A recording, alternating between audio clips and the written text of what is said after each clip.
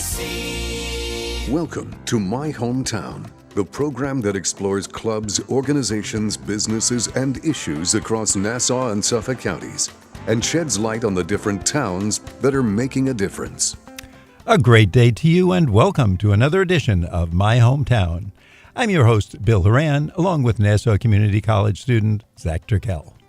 Our special guests today are from the EAC Network, a $30 million local nonprofit social service agency that administers over 100 programs across Long Island and the 5 boroughs of New York. We have Lance W. Elder, President and CEO, and Sarah Muller, Development and Marketing Assistant. Since 1998, Lance has been responsible for EAC Network's day-to-day operations, including the areas of finance, human resources, program development, community relations, fundraising, grant writing, marketing, and public relations. Prior to joining the EAC Network, Lance served as General Manager of the Nassau Veterans Memorial Coliseum, where he oversaw all of the daily operations for the arena and the exhibition hall. He was also an adjunct professor at St. John's University for 26 years. Sarah has been part of the EAC Network's development department for over 2 years, where she handles the agency's special events, marketing, and PR and communications. We're very pleased to have both Sarah and Lance with us today, and they're here to talk about the EAC Network and the upcoming outdoor repelling event that they're hosting October 20th, right here at Nassau Community College. Welcome to the show. Thank you. Thank you. Now, Lance and Sarah, tell us first about EAC Network and what your organization's mission is all about. Well, EAC Network is rapidly approaching its 50th anniversary this coming year. Congratulations. Thank you. Thank you. I can't believe I'm doing anything for 50 years. But we are an agency, a multi-purpose human service agency located here on Long Island that empowers, assists, and cares for people struggling with basic needs across Long Island and New York City. We directly operate over 100 programs that work within the 5 main categories: children, families, seniors, behavioral health and criminal justice, and vocational services. So we're helping people like these kids that have been abused or were in foster care, people struggling with mental health and substance abuse issues, vulnerable seniors needing services like Meals on Wheels, workforce development programs to get people back on their feet, and so much more. And that's 100 programs, you said, right? I just want to make, because that's so much. Yeah. We can't digest it to think how, and each of these programs, I mean, Zach and I, even if we tried to run one of them, I'm sure we couldn't. It's something new. But for an organization to run 100, I mean, you're doing wonderful work. I mean, we're very proud. We're very proud of the staff that we have, and it is often a challenge. It is often a challenge to keep everything under control. But we have a great administrative staff and a great operations staff out in the field. We're not even located in one building, if you will. We have offices in Nassau, Suffolk, Brooklyn, Queens, Bronx, Staten Island, Manhattan, Rockland County, and even Putnam. We've started operating up there as well. Wow, I mean, that's a lot of buildings and a lot of programs. I can't even juggle some balls. I mean, it's really hard. But an EAC Network is a nonprofit agency. Where does your funding come from? The majority of the funding comes from government. Mm-hmm. And when I say government, all levels of government. Could be federal government, City of New York, Nassau County, Suffolk County, and all the subdivisions of those areas. And I think that's what's kind of unique about us. We have such a wide variety of programming, but the funding sources are quite extraordinary as well. That's what makes us a little bit different than some of the other organizations that are around. And frankly, we think we do a good job. We handle programs that are different, that a lot of people don't understand, that they don't want to be involved in other organizations. For example, they're not thrilled with the idea of dealing with the incarcerated or possibly an alternative to incarceration, which we do a lot of. We have about 4,500 clients at any given time that are involved in our alternatives to incarceration. In other words, instead of going to jail, we take care of them. We send them to treatment programs or mental health programs, whatever it might be, in order to accommodate whatever their particular problem is. Now, Lance and Sarah, you have signature fundraising events, and we're going to talk about one later in the show, the big one, the repelling one. But tell us how these fit into your fundraising activities. Well, again, I think we're probably running at any given time about 80%, perhaps as high as 85% of our funding comes through government for specific programs that we have been approached by government for. And the balance of the funding, quite frankly, comes from fee-based programs where people come to us as a result of court order or any one of a number of other ideas, and they pay a fee to go through a Saturday morning program with us, and we collect those fees, and that's how we support the program. And then, of course, we have our fundraising activities. So it's the majority, again, is government. I would like to have more by way of fees and more by way of fundraising. We get funds coming in from all different angles, and quite frankly, we need to have that balance. That's good. Yeah, exactly. And I think one of the struggles that some of the other agencies face is that if a particular funding source seems to dry up, or they become disinterested, the government or whoever it might be, we have enough other funding sources that we can balance it out. We have different terms, so we have ongoing resources that are coming into the into EAC. Well, how many fundraising events do you host each year? Because you got over 100 programs, so there's got to be a ton of fundraising events you host during the year, is there? There's plenty, and, okay. And it's only 4. But not as much as 100. Not as much Darn, as 100. No. It's difficult. Fundraising events in the wonderful world of not-for-profits is one of the most draining, if you will, things that one can do. It takes time, it takes energy, it takes connections, it takes a lot of different things that enable us to raise money. But we have 4 big ones that we do. We do smaller events too, but for the most part, we have 4 majors. We have our annual golf outing, which is approaching its 30th year. This coming May will be 30 years. Cohalan Cares for Kids event that supports a program out in Suffolk County. And we have another event that's coming up, which is called our Casino Night, which we're bringing that back to life. We try and change our events every once in a while because people get bored of going to the same thing all the time.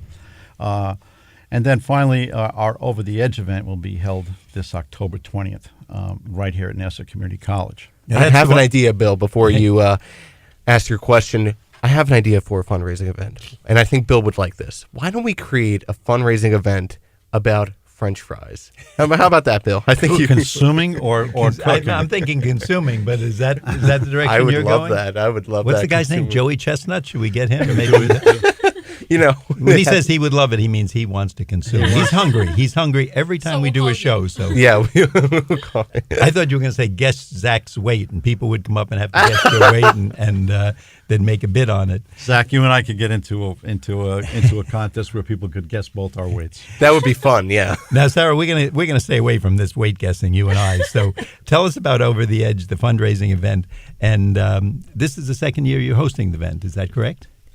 Yes, this is the second year we're hosting the event, and we're very happy to return to Nassau Community College.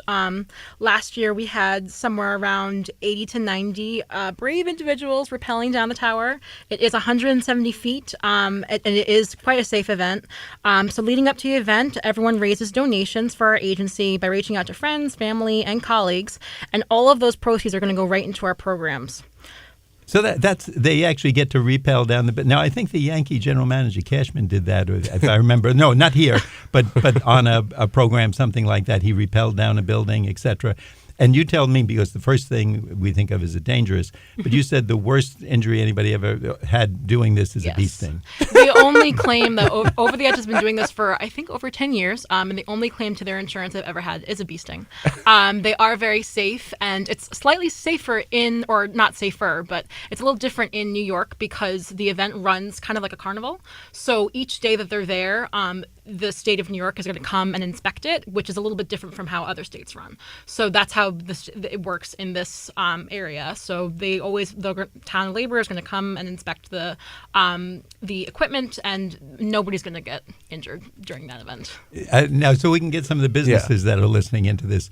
If someone's interested, or they're saying, look, let's get all our managers out there and we'll make this a contest who can raise the most money, this is worthwhile, and it's a great way to do it. Yes. Give us some contact information. How do they get in touch? Is it you? Who do they talk to? Give us phone numbers, websites. Yes, so you can head to our website at www.eac-network.org/over-the-edge. You can also call us at 516-539-0150. Any way you want to get in touch with us, we definitely love to have you. I'm sorry, Zach, but we'll give that information again later if someone didn't get it. But it's the EAC Network. You can look them up. And if you'd like to be part of this, what's the date of it? It is on October 20th. So that's coming up, but they have plenty of time to get set up. Yes. And be a fun project for a business and a few laughs. Definitely. Okay. What happens if, let's say, I rappel down the tower and I get a mosquito bite? Will the insurance company cover that? He's a troublemaker. Maybe not for a mosquito bite. Because I'm telling you, mosquitoes attract to me for some strange reason. It must have been the humidity over this past summer. It's been really bad. I think it was the French fries that were alluded to earlier. That's what I think. Probably, Lance. I'm pretty sure. This question made me laugh. Part of your event includes toss your boss. Toss your boss. I would I would love to toss there goes my Jim boss. Green and Sean. I'm sorry, the Jim poor and guys. Sean. I'm sorry. They're going over the top. Now that sounds like something listeners might want to hear about. You got to tell us that. I'm pretty sure they're excited. Tell us what toss your boss means. So Toss Your Boss is a fun way to get your business or your corporate group involved in rappelling, but also sponsoring. So it does act as an actual sponsorship. So staff would nominate and register their boss to rappel at the website, www.eac-network.org/over-the-edge. They would have a fundraising goal of $1,500 instead of the normal goal of $1,000. And amongst the staff, they can toss their boss over the edge by raising that amount as a group.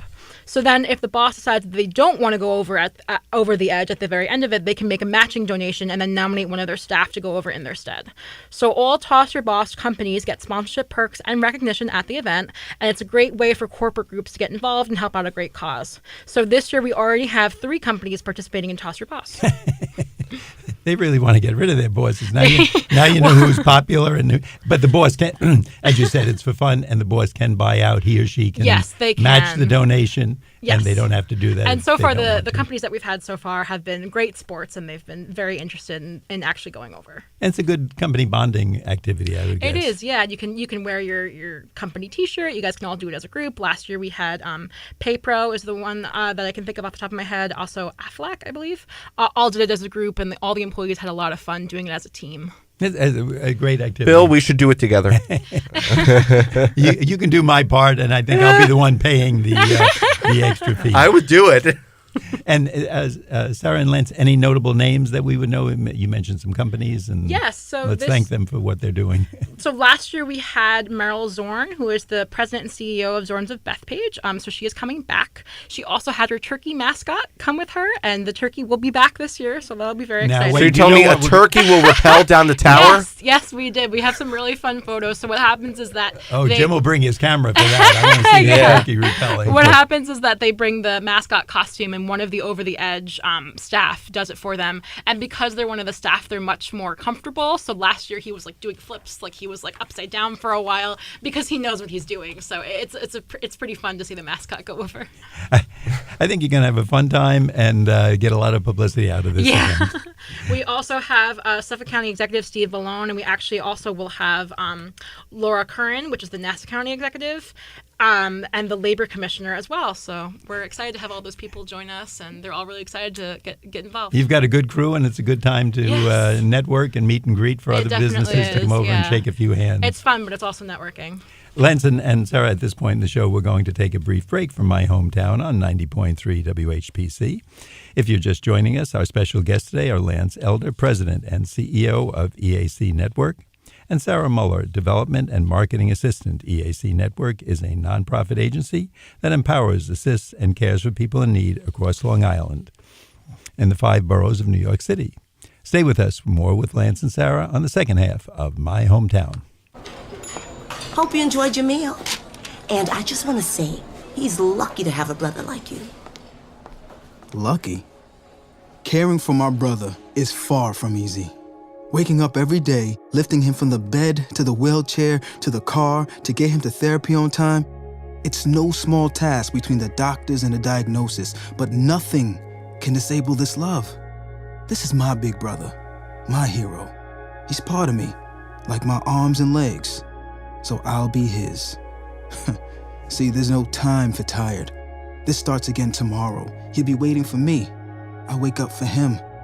I know he needs me, but I'm the lucky one, even though I need help now and then.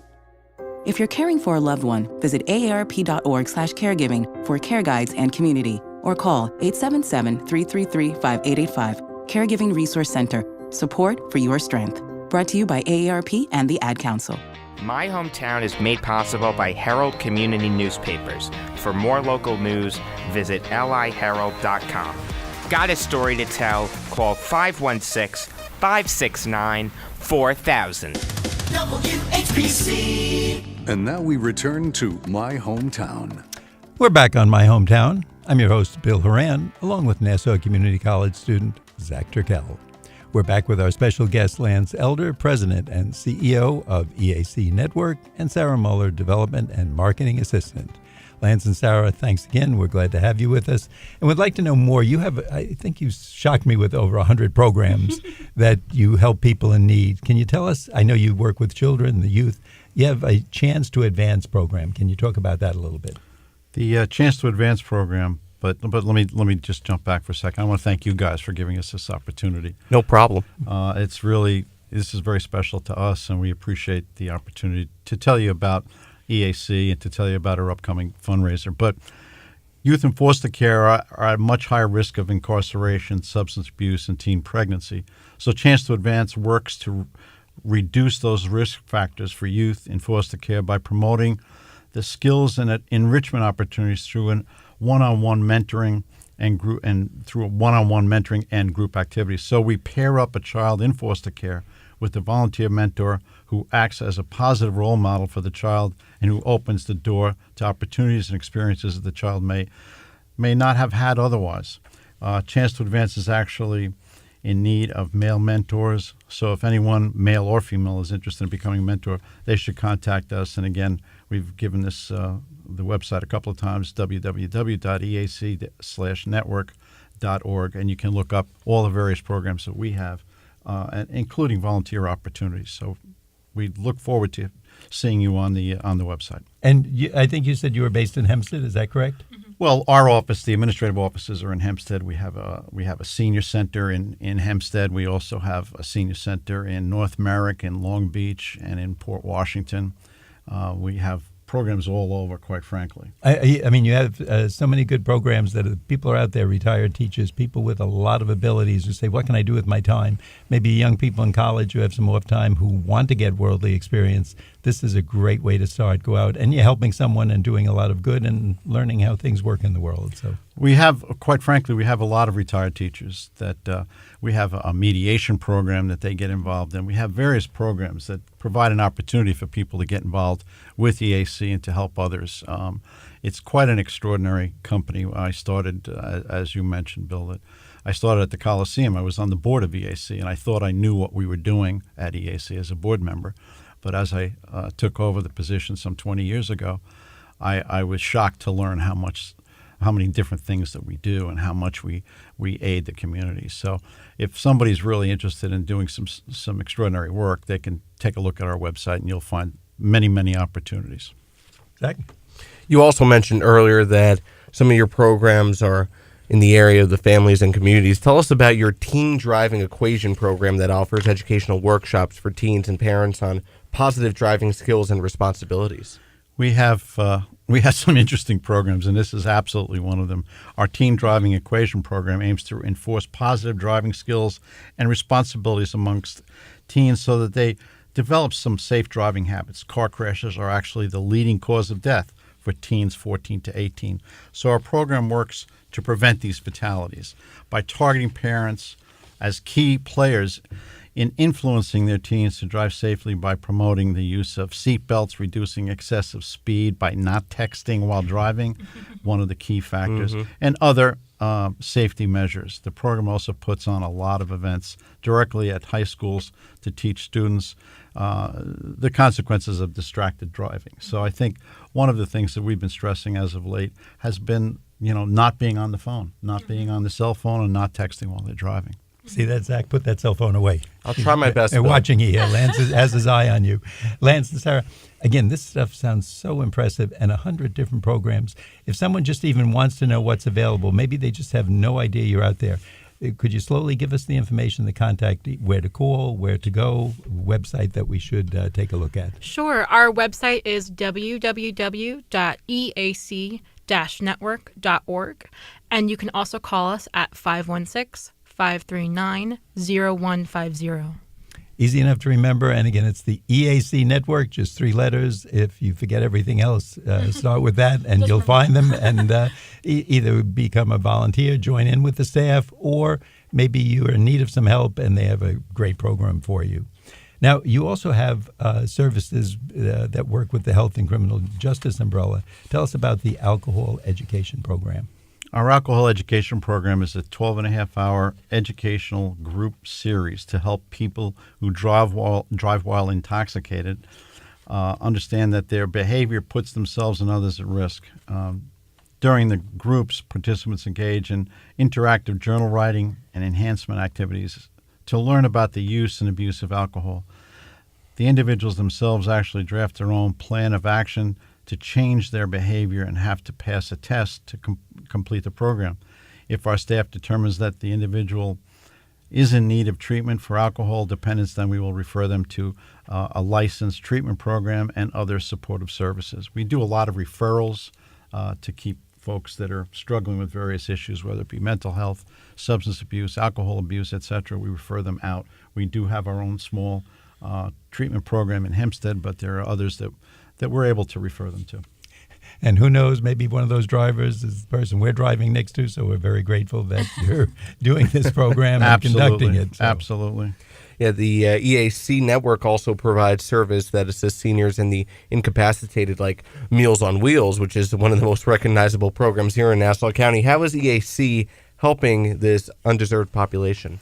Yeah, it's an interesting program. It's one that you're correct when you say it's one of the most recognizable programs. It's people look it up in the phone book and they go, "Oop, Meals on Wheels," and they, quite frankly, they donate based on what they find in the phone book. It's very, very interesting. And they don't necessarily know that we run it. They just know that they need Meals on Wheels. Yeah. Right.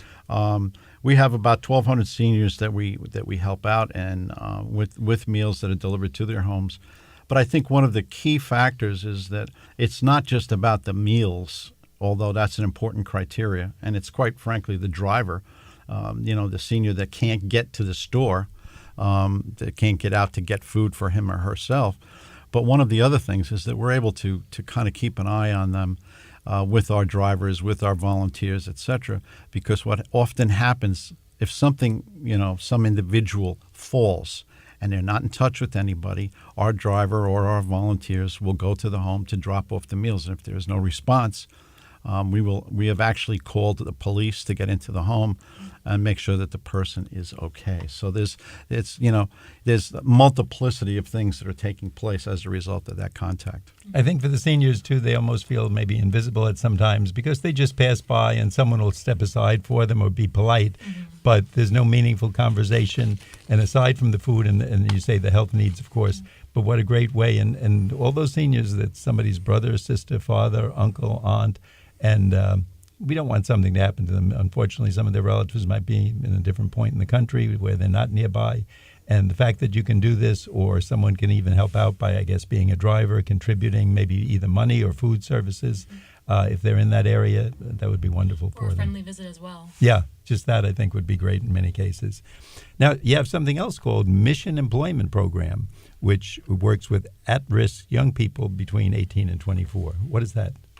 So our mission employment program works specifically with young high school or college dropouts, economically disadvantaged, ex-offenders, the homeless, pregnant or parenting, or those who have a documented disability. So we provide these underserved populations with counseling, career assessment, job readiness workshops, and on-the-job trainings to help these individuals become financially independent. So basically what we're doing is we're trying to take people who are starting out their life at some sort of a disadvantage, and we're trying to help them get on a career path to success. And I would guess that's hard for people. I mean, we think of it natural, go out and get a job. But if you don't have certain skills, and it might be just simple, just like saying, yes, sir, thank you, I'll put it in a bag for you or something, or driving the car. But if someone doesn't realize how to put A, B, and C together, they're not going to get that job.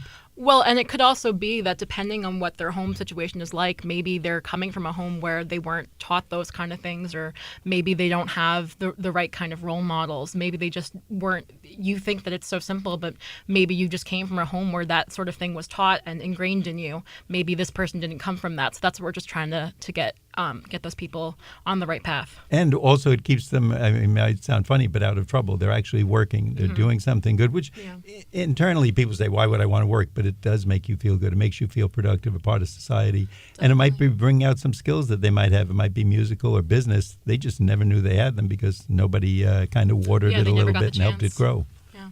Zach?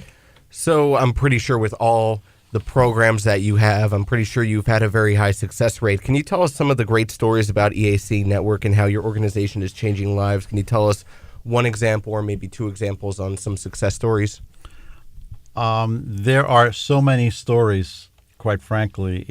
I'm trying to sort out in my brain which ones I should share. But there was, we have a program, a guardianship program, where people who have no one to care for them, no one to care for their financial status, their health, etc. We started this program, I guess, about 3 years ago. And it started out in Suffolk and now has been extended to Nassau County as well. So we have about 100 folks that we have in our guardianship program. One of the first clients that we had was a young woman, not young, I shouldn't say young. She was more than a senior. And that's an interesting description right there. She was more than a senior. She didn't want to let people onto her property. People were stealing her money. She would get her check from Social Security, and they would rip off the money from that. She would walk all the way from her shack that she lived in, way out in Suffolk, and she'd walk from that shack to a Ronald McDonald house, Ronald McDonald rather, and she would order breakfast and lunch at the same time. Then she'd go and wash up in the ladies' room. It was a horrible, horrible existence. She wouldn't let me in her home until one of the women that was the case manager convinced her that I was her brother and it was okay to let me in. Eventually, her health deteriorated, and we ended up putting her, with some resistance on her part, putting her into a nursing home. When she got into the nursing home, she was absolutely, totally upset with us until she got her first dinner. And her first dinner included ice cream as the dessert. She thought she was on vacation with that ice cream on dessert. For dessert. Wow. Well, so simple, but it brings in so many wonderful things. Sarah and Lance, once again, before we wrap up, would you give us the contact information where if someone wants to volunteer, help out, or contribute, they could do that? Absolutely. They should just check out our Get Involved session on our website at www.eac-network.org, or you can also email us at development@eac-network.org, and you could call us at 516-539-0150. We'd like to thank our special guest today, Lance Elder, President and CEO of EAC Network, and Sarah Muller, Development and Marketing Assistant. I'm Bill Horan, along with Nassau Community College student Zach Turkel. Thanks for listening to My Hometown. We like to get your feedback on My Hometown. Send your comments to WHPC@ncc.edu. My Hometown is produced by Jim Green, Executive Producer. Nassau Community College, where success starts and continues. Till next time, this is Bill St. James. And remember, there's no town like your hometown.